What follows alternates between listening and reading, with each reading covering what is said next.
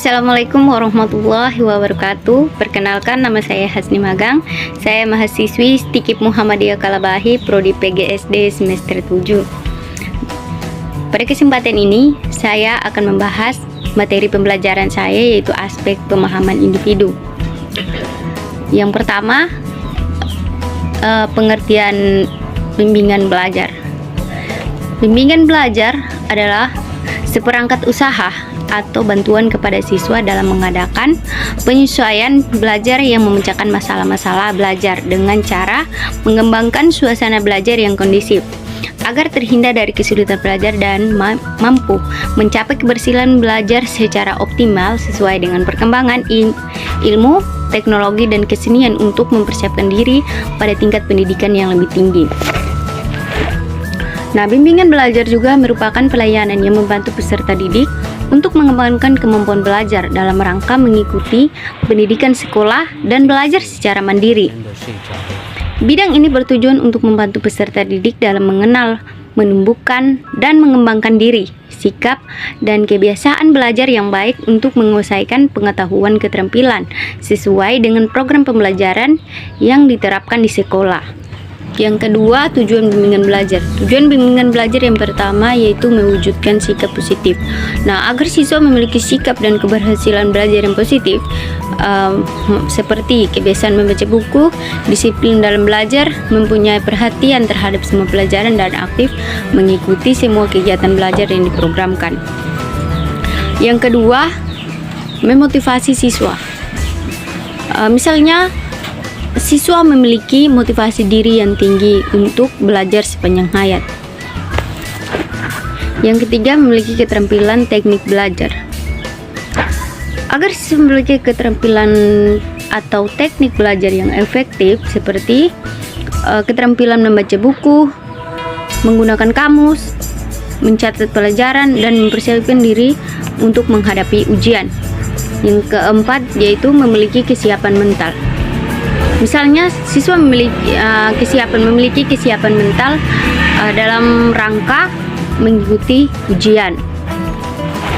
Yang ketiga yaitu fungsi bimbingan belajar. Fungsi bimbingan belajar yang pertama yaitu preventif. Preventif adalah usaha bimbingan belajar yang berfungsi untuk mencegah siswa terjerumus ke dalam masalah-masalah yang akan menimbulkan kesulitan dalam kehidupannya. Fungsi yang kedua yaitu kuratif. Kuratif adalah usaha bimbingan yang ditujukan kepada siswa yang sedang mengalami kesulitan atau masalah agar dapat menyelesaikan kesulitan tersebut. Fungsi yang ketiga yaitu preservatif.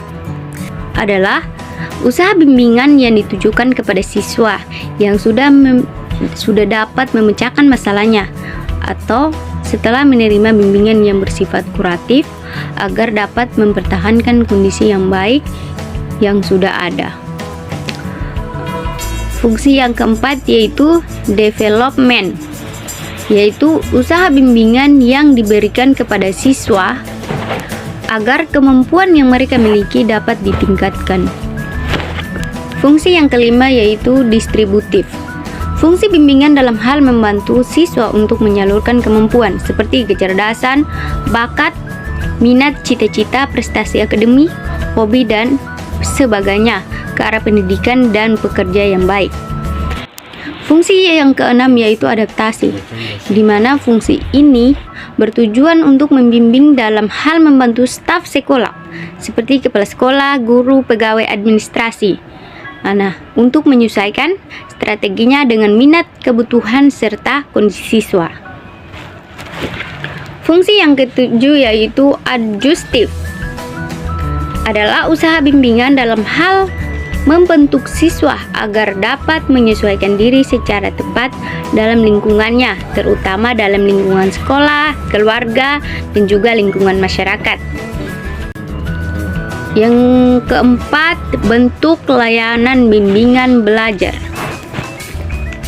Bentuk layanan bimbingan belajar yang diberikan kepada siswa adalah layanan bimbingan yang disesuaikan dengan masalah belajar yang dihadapi oleh siswa tersebut. Dengan melihat spesifikasi masalah yang dihadapi para siswa, maka pembimbing atau guru dapat merumuskan program layanan bimbingan belajar kepada siswa, sehingga dapat membantu siswa dalam menyelesaikan permasalahan belajarnya. Yang kelima, masalah belajar pada anak SD atau MI. Ada beberapa masalah yang terjadi pada siswa SD atau MI. Yang pertama itu adalah identifikasi masalah belajar. Masalah belajar adalah suatu kondisi tertentu yang dialami peserta didik dan menghambat kelancaran proses pembelajarannya. Kondisi ini dapat berkenaan dengan keadaan peserta didik, yaitu berupa kelemahan-kelemahan yang dimilikinya, dan dapat juga berkenaan dengan lingkungan yang tidak menguntungkan baginya. Masalah-masalah belajar tidak hanya dialami oleh peserta didik yang rendah kemampuan belajar, akan tetapi juga menimpa peserta didik yang cerdas. Adapun jenis-jenis masalah belajar yaitu: 1. Keterlambatan akademik. Yang kedua, keterlambatan dalam belajar. Yang ketiga, sangat lambat dalam belajar. Yang keempat, kurangnya motivasi dalam belajar. Yang kelima, bersikap dan memiliki kebiasaan buruk dalam belajar. Yang keenam, sering tidak sekolah. Masalah belajar yang kedua yaitu identifikasi peserta didik yang mengalami masalah belajar. Peserta didik yang mengalami masalah belajar dapat didefinisikan melalui beberapa teknik tes di bawah ini, yaitu: 1. Tes hasil belajar, di mana alat yang disusun untuk mengungkapkan sejauh mana peserta didik telah mencapai tujuan pembelajaran yang ditetapkan sebelumnya. Para peserta didik dikatakan telah mencapai tujuan pembelajaran apabila telah menguasai sebagian besar materi yang berhubungan dengan tujuan pembelajaran yang telah diterapkan. 2. Tes kemampuan dasar, di mana setiap peserta didik mempunyai tingkat kecerdasan dan kemampuan dasar tertentu. Tingkat kemampuan dasar ini biasanya diukur menggunakan tes kecerdasan yang sudah baku. Tes yang kedua yaitu kemampuan dasar. Setiap peserta didik mempunyai tingkat kecerdasan dan kemampuan tertentu. Tingkat kemampuan dasar ini biasanya diukur menggunakan tes kecerdasan yang sudah dibaku. 3. Skala sikap dan kebiasaan belajar. Sikap dan kebiasaan belajar merupakan salah satu faktor yang sangat penting dalam belajar. Sebagian dari hasil belajar peserta didik ditentukan oleh sikap dan kebiasaan yang ditunjukkan oleh peserta didik pada saat belajar. Kebiasaan belajar menunjukkan pada bentuk dan pola perilaku yang ditampilkan secara terus-menerus oleh peserta didik dalam belajar. Misalnya, dalam hal mengerjakan tugas, membaca buku, membuat kegiatan dalam kegiatan-kegiatan lain yang berhubungan dengan pelajaran peserta didik, atau dalam hubungan belajar peserta didik. Masalah belajar yang ketiga yaitu penyebab timbulnya masalah belajar. Jadi ada beberapa faktor penyebab masalah belajar. Yang pertama yaitu faktor internal. Faktor internal itu yaitu faktor yang berasal atau bersumber dari dalam diri peserta didik itu sendiri, seperti gangguan fisik, kelemahan mental, kelemahan emosional, tidak memiliki keterampilan, dan pengetahuan dasar yang diperlukan. Faktor yang kedua yaitu faktor eksternal, di mana faktor yang timbul dari luar diri individu atau peserta didik, seperti terlalu berat beban belajar peserta didik dan atau mengajar guru. Yang kedua, terlalu sering pindah sekolah atau program tinggal kelas dan sebagainya. Materi yang keenam yaitu strategi mengatasi masalah belajar pada anak.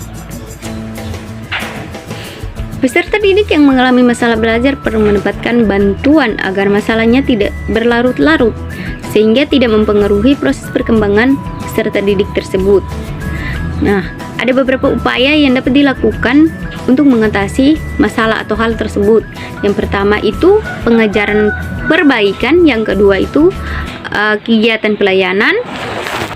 Nah, yang ketiga peningkatan motivasi belajar, yang keempat peningkatan keterampilan belajar, dan yang kelima pengembangan sikap dan kebiasaan belajar yang baik. Ya, Mungkin hanya itu saja yang dapat saya bahas tentang aspek pemahaman individu. Kurang dan lebihnya saya mohon maaf. Assalamualaikum warahmatullahi wabarakatuh.